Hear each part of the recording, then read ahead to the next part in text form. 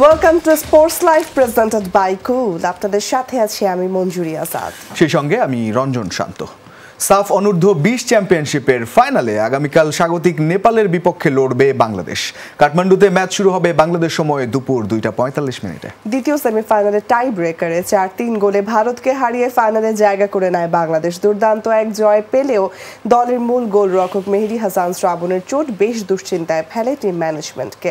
আঘাত বেশ গুরুতর হয়, ফাইনালে তার সার্ভিস পাচ্ছে না দল, ফলে দেশে ফিরতে হচ্ছে তাকে। এদিকে সেমিতে মেহেদীর পরিবর্তে বদলি হিসাবে নেমেছিলেন মোহাম্মদ আসিফ। টাইব্রেকারে 2 শট ঠেকিয়ে বনে যান বাংলাদেশের জয়ের নায়ক। ফাইনালেও তার উপরই ভরসা রাখবেন কোচ মারুফুল হক। মারুফুল হকের অধীনে একটা দারুণ সাফল্যের দিকে বাংলাদেশ, অন্তত সাফ অনূর্ধ্ব 20-এ একটা ট্রফি থেকে মাত্র একটা ম্যাচ দূরে। এর আগেও কিছু খারাপ অভিজ্ঞতা আছে, 17, সেই সঙ্গে 22-19-এ ভারত নেপালের সঙ্গে হেরেছে বাংলাদেশ। তো এবার যদি ট্রফিটা পায়, অবশ্যই একটা অন্যরকম একটা পালাবদলের একটা মনে হয় মৌসুম চলছে, বাংলাদেশের একটা জয়ের মৌসুম চলছে। আমার কাছে মনে হয় যে লাখও তো একটা ব্যাপার আছে। আমার মনে হচ্ছে যে এবারে লাখটা মনে হয় বাংলাদেশের পক্ষেই আছে। একেবারে কেমন হতে পারে ম্যাচ, সেই সঙ্গে অন্যান্য বিষয় নিয়ে আমরা আলোচনা করতে চাই। অতিথি হিসেবে যুক্ত হচ্ছেন জাহিদ হাসান এমিলি, সাবেক স্ট্রাইকার জাতীয় ফুটবল দল। Please welcome to sports live. Thank you very much. Please. ভারতের সঙ্গে ম্যাচ হলো এবং ম্যাচটা তো বেশ ভালোই খেলেছিল বাংলাদেশ, যদিও গোলরক্ষকের উঠে যাওয়া শ্রাবণের একটা দুর্ভাগ্য ছিল। যদিও যখন টাইব্রেকারে নতুন কিপার এসে তিনিও ভালো করলেন, ফাইনালটা তিনি সামলালেন। ওভারঅল ম্যাচটা কেমন ছিল? যে ম্যাচগুলি আপনি জিতবেন সেই ম্যাচগুলি সবসময় দুর্দান্ত হয়, এবং সব থেকে বড় ব্যাপার আপনি কাকে হারিয়ে ফাইনালে গিয়েছেন। রাইট। আপনি জানেন যে সাবকন্টিনেন্টালে আমাদের সবসময় টাফ অপোনেন্ট কিন্তু ইন্ডিয়াকে হারাতে পারলে আমার কাছে মনে হয় যে বাংলাদেশ দল মানে চ্যাম্পিয়নের থেকে বেশি কিছু পেয়ে যায়। তো সেই ইন্ডিয়াকে হারিয়ে যখন আপনি ফাইনালে চলে গিয়েছেন, তখন বুঝতে হবে যে আসলে এই টিমটার স্ট্রেন্থ কতটুকু এবং তাদের আসলে ডেডিকেশন লেভেলটা কোন পর্যায়ে ছিল। এবং যেটা হয়েছে যে এই ম্যাচটা কিন্তু মানে অনেকটা থ্রিলার ছিল, মানে ম্যাচের ভিতরে কিন্তু অনেক রকম ঘটনা ঘটেছে। এবং আপনি যারা বলেছেন যে শ্রাবণের ইনজুরির পরে আসিফ নেমে আসলে যেভাবে খেলার মোমেন্টামটা তার দিকে নিয়ে গিয়েছে, পুরো ম্যাচটি আমার কাছে মনে হয়েছে যে বাংলাদেশ কখনই ম্যাচ থেকে অন্যদিকে ডাইভার্ট হয়নি এবং পুরো ম্যাচটাই তারা কনসেন্ট্রেট করেছে। প্রথমে লিড নেওয়ার পরে গোল কনসিড করা, পেনাল্টি শুট আউটে যাওয়া, সেখানে নার্ভ ধরে রেখে আসলে এত বড় টুর্নামেন্টে আসলে আপনি 4টা গোল করে আসিফ 2টা সেভ করে যেভাবে ফাইনাল নিয়ে গেছে, আমি বলবো যে অসাধারণ। এমিলি ভাই, এই জয়ের জন্য বা এই পুরো টুর্নামেন্টে বাংলাদেশের পারফরমেন্সের জন্য কোচ মারুফুল হককে কতটুকু বলবেন যে তার আসলে সাধুবাদ পাওয়া উচিত? মারুফ ভাই হিজ মাই কোচ, মানে মারুফ ভাইয়ের আন্ডারে আমি অনেকদিন খেলেছি। 2012-13 মৌসুমে আমার ট্রেবলও জিতেছিলাম তার আন্ডারে, শেখ রাসেল ক্লাব। সো মারুফ ভাইকে আসলে আমার খুব কাছ থেকে দেখা, এবং কোচিংয়ে যে বাংলাদেশে একটা নতুন পরিবর্তন হয়েছে সেটার প্রথম ধাপটা কিন্তু এসেছে মারুফ ভাইয়ের কাছ থেকেই। আপনার যে ওয়েফা লাইসেন্স আসার পর থেকে আসলে সে ফুটবলে আসলে কিছু নতুনত্ব আনার চেষ্টা করেছে। ট্রেনিং সেশনে, গেম প্ল্যানে সব কিছু মিলিয়ে আসলে মারুফ ভাইয়ের আন্ডারে খেলাটা ছিল আমাদের জন্য ওই সময়টা একটা মানে গর্বের ব্যাপার। কারণ একটা সিস্টেমে খেলতাম, মারুফ ভাই সে কিন্তু আমাদের খেলার প্যাটার্নটা চেঞ্জ করে দিয়েছে। তো মারুফ ভাই আমি বলবো যে দেখেন, বেশি কদিন কিন্তু ট্রেনিং করতে পারেনি এই দলটা, অল্প কিছু দিনের ট্রেনিংয়ে আসলে সাফ তো আমাদের এই আমরা বলি সাফ ফুটবল যখন হয়, সেটা এস ভিত্তিক হোক বা সিনিয়র লেভেলই হোক, সেটা কিন্তু আমাদের এখানে সবসময়ের জন্য বিশ্বকাপের মতো একটা টুর্নামেন্ট, এবং সেইটা বললাম যে যেই লেভেলই হোক না কেন, এবং এই টুর্নামেন্টটা একটা প্রেস্টিজিয়াস টুর্নামেন্ট। আপনি যদি হেরে চলে আসতেন তখন কিন্তু আসলে অনেক সমালোচনার ভিতরে আপনাকে পড়তে হতো এবং অনেক কোশ্চেন চলে আসতো। বাট আপনি যখন ফাইনালে চলে গিয়েছেন, একটা ধাপ আপনার একটা ম্যাচ জিতলে আপনি চ্যাম্পিয়ন হয়ে আসবেন। তো সেই জায়গা থেকে মারুফ ভাইকে অবশ্যই আমি এখানে সব থেকে বেশি ক্রেডিট দেবো, কারণ এই দলটাকে সে আসলে এই শর্ট টাইমের ভিতরে ফিজিক্যাল ফিটনেস, গেম প্ল্যান এবং প্লেয়ারদের স্ট্রেংথ সব কিছু বিবেচনা করে যে ফরমেশনটা সে তৈরি করেছে দুর্দান্ত ছিল। এবং যেটা হয় যে আপনি যখন আসলে একটা দলের দায়িত্ব নেবেন, তখন কিন্তু সে একটা গোল সেট করে যে আসলে টুর্নামেন্টটাতে কোন পর্যায়ে যাবে, বাট সেটা কিন্তু মারুফ ভাই সবসময় থাকে, সে যে পর্যায়ে কোচিং করানো কেন সে তার মেইন প্ল্যানটা থাকে সে চ্যাম্পিয়ন হবে। তো মারুফ ভাইয়ের ভিতরে আসলে ওই চ্যাম্পিয়ন মেন্টালিটিটা কিন্তু অনেক আগেই তৈরি হচ্ছে, এবং সে সবসময় চায় প্লেয়ারদের ভিতরে এই মেন্টালিটিটা তৈরি হোক। এবং মারুফ ভাই ট্রেনিং সেশনের প্রথম দিনই কিন্তু সে একটা কথা বলে যে পর্যায়ে তোমরা খেলো না কোনো, চ্যাম্পিয়ন হতে হবে।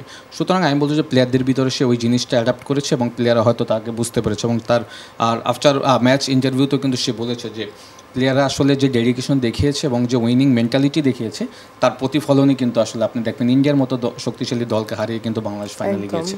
মেন্টালিটি এটা আসলে ইম্পর্টেন্ট, কারণ স্কিল তো ঘুরে ফিরে ওই একই থাকে। একজন কোচ ওই ব্যাপারটা চ্যাম্পিয়ন হওয়ার মানসিকতাটা হয়তো তৈরি করতে সবচেয়ে বড় সাহায্য করেন। এগুলো আমরা একটু যদি নেপালের বিপক্ষে ফাইনাল ম্যাচের জায়গাটায় আসি, অপোনেন্ট হিসেবে নেপাল অবশ্যই চেনা, বাংলাদেশের জাতীয় দল থেকে শুরু করে নেপালের সঙ্গে হরহামেশা খেলা হয়।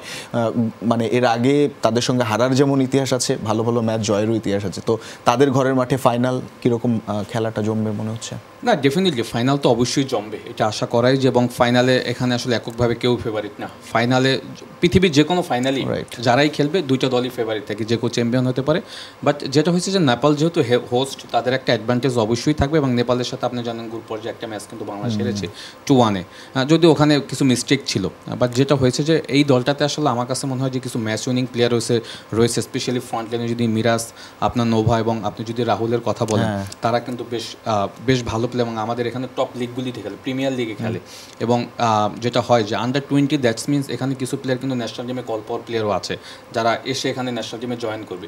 সুতরাং এই ধরনের প্লেয়ার যখন আপনার কাছে থাকবে তখন কিন্তু আসলে আপনি কিছুটা হলেও ফেভারিট থাকার চেষ্টা করুন। বাট যেটা হয় যে নেপালের আর বাংলাদেশের এই ম্যাচটা আমি দেখেছিলাম, নেপাল একটু হাই ইন্টেন্সিটি ম্যাচ খেলার চেষ্টা করে, স্পেশালি তাদের অ্যাটাকিং লাইনে অনেক স্পিডি প্লেয়ার রয়েছে। এইটা একটা বড় কনসার্নের জায়গা এবং সেই কনসার্নের জায়গাটা মারুফ ভাই কীভাবে হ্যান্ডেল করতে হবে সে এগুলি কিন্তু বেশ ভালো জানে। এবং মারুফ ভাই যেটা করে আসলে অপোনেন্টকে নিয়ে বেশ ভালো হোমওয়ার্ক করে, স্ট্রং পয়েন্টগুলি যেখানে রয়েছে প্লেয়ারদেরকে ধরিয়ে দেওয়ার চেষ্টা করে। প্লেয়ারও যদি এইটা একটু মানে যেটা হয় যে ফাইনাল ম্যাচে তো কিছুটা প্রেশার থাকবে, 20 বছরের ছেলেরা আসলে এই প্রেশারটাকে আমার মনে হয় যে তারা সেমিফাইনালি কিন্তু ওভারকাম করে ফেলেছে।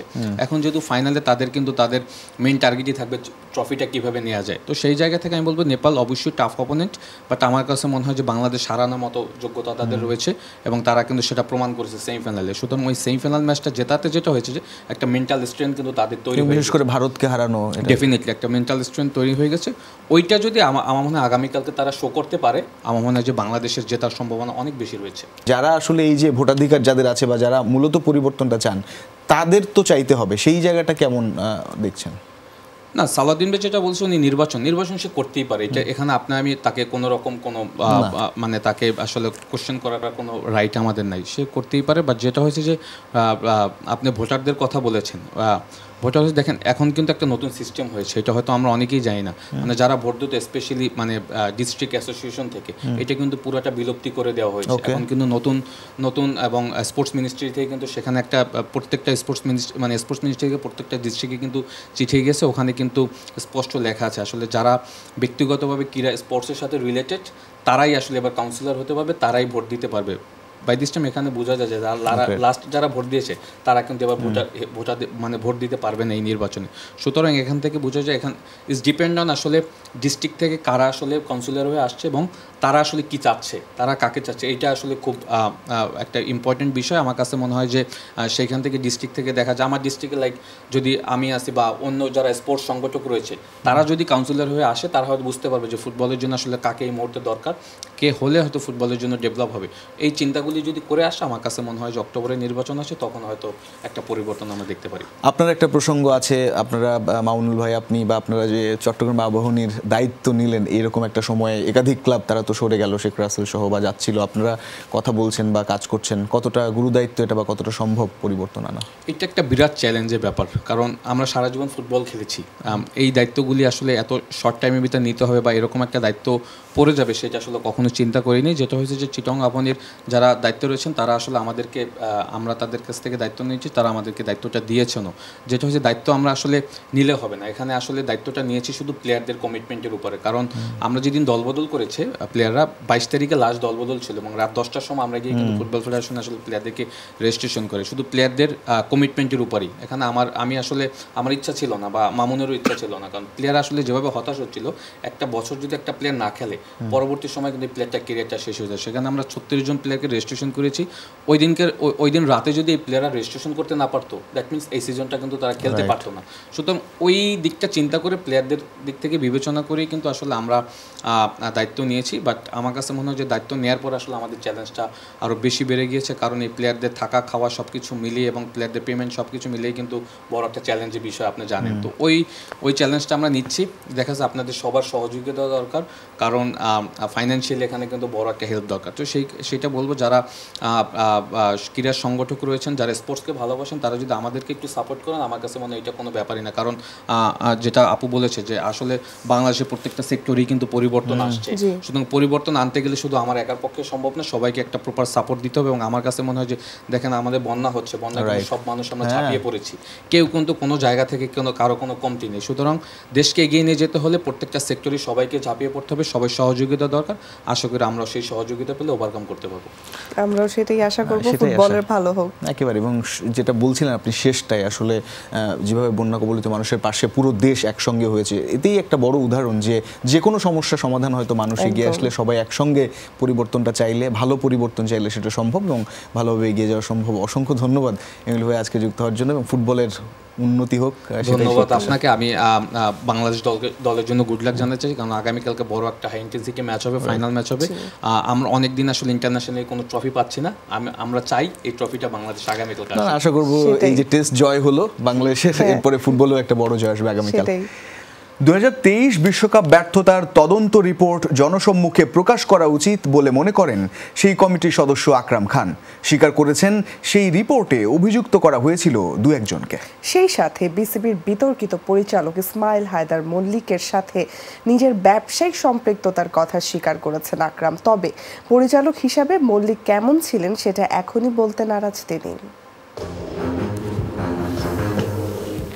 সরকারের পতনে একে একে বেরিয়ে আসছে নানা অনিয়ম আর দুর্নীতির খবর। সেই পথেই ক্রিকেট বোর্ডের থলের বিড়ালও প্রকাশ পাচ্ছে, যেখানে পরিচালক ইসমাইল হায়দার মল্লিকের স্বেচ্ছাচারিতা আর অনিয়ম হার মানিয়েছে বাকিদের। যার ইশারায় চলত ক্লাব ক্রিকেট, আম্পায়ারিং থেকে ম্যাচের ফলাফল সবই নাকি নিয়ন্ত্রণ করতেন মল্লিক। ছাত্র জনতার অভ্যুত্থানের পর দেশ ছেড়ে পালানোর গুঞ্জন আছে তার। তিনি বাইরে থাকলেও ফারুক আহমেদের ক্রিকেট বোর্ডে আছেন নাজমুল হাসানের সঙ্গী আকরাম খান। দীর্ঘদিন ধরেই বিসিবিতে গুঞ্জন আছে সেই মল্লিকের সাথে ব্যবসা করেন আকরাম খান। আমি আগে শুরুতে বলেছি ক্রিকেটিংয়ের যদি কোনো ইয়ে থাকে, বাট সেটা তো হইতেই পারে আপনার সেটা নিয়ে, বাট ক্রিকেট বোর্ডে যেন কোনো কিছু এফেক্ট না হয় সেগুলো কিন্তু সবসময় আমাদের মাথায় আছে এবং চেষ্টা করবো যেন ওগুলো আমরা বজায় রাখতে পারি। প্রশ্ন ছিল যে মল্লিককে নিয়ে এত সমালোচনা, তিনি কেমন ছিলেন কাজের ক্ষেত্রে? সেটা আমি বললাম তো, সেটা আমি পরে বলবো। এবং ওনার সাথে পরিচয় কিন্তু আমার গত 30 বছর থেকে। আপনারা যদি আপনারা হয়তো ওনার সম্বন্ধে জানেন, যখন থেকে উনি ক্রিকেট বোর্ডে আসছে, বাট আমি ব্যাক্সিমপুরতে খেলেছিলাম আপনার প্রায় 30 বছর আগে। আমি তখন থেকে ওনার সাথে আমার পরিচয় আছে। 2023 বিশ্বকাপ ব্যর্থতার পর যে কমিটি করেছিল বিসিবি, তার গুরুত্বপূর্ণ সদস্য ছিলেন এই আকরাম খান। সে রিপোর্ট আলোর মুখ না দেখলেও খবর বেরিয়েছিল দু একজন পরিচালক নাকি হস্তক্ষেপ করেছিল দলে। সত্যি কি তাই? বোর্ডকে জমা দিয়েছি এবং দুই একজনের নামে আপনার অভিযোগ ছিল, বাট সেগুলো আমরা যা পেয়েছি সেটাও কিন্তু ওই রিপোর্টে আমাদের দেওয়া আছে। এটা বোর্ড যদি সিদ্ধান্ত নেয়, যেহেতু এখন নতুন বোর্ড আসছে, বোর্ড যদি সিদ্ধান্ত নেয় তাহলে অবশ্যই সেটা আপনার পেয়ে যাবেন। আমি মনে করি যেহেতু আমরা পারফরমেন্স ভালো করতে পারিনি, সেটা কিন্তু আসলে ভালো। আইসিসি ট্রফি জয়ের এই নায়ক অনেক গৌরবের উপলক্ষ এনে দিয়েছিলেন লাল সবুজ দেশটাকে। তবে ক্রিকেট অপারেশনস থেকে ফ্যাসিলিটিস যখনই কোনো দায়িত্বে এসেছেন, বিতর্ক পিছু ছাড়েনি আকরাম খানের। কারণ বিসিবির বিতর্কিত পরিচালক IH মল্লিক যে তার ব্যবসায়িক পার্টনার। তার স্বেচ্ছাচারিতা, দুর্নীতির সঙ্গীও কি হবেন আকরাম খান? অমিত, যমুনা স্পোর্টস, ঢাকা। দর্শক, এই ছিল আজকে স্পোর্টস লাইভে। এতক্ষণ সাথে থাকার জন্য সবাইকে ধন্যবাদ। আল্লাহ হাফেজ।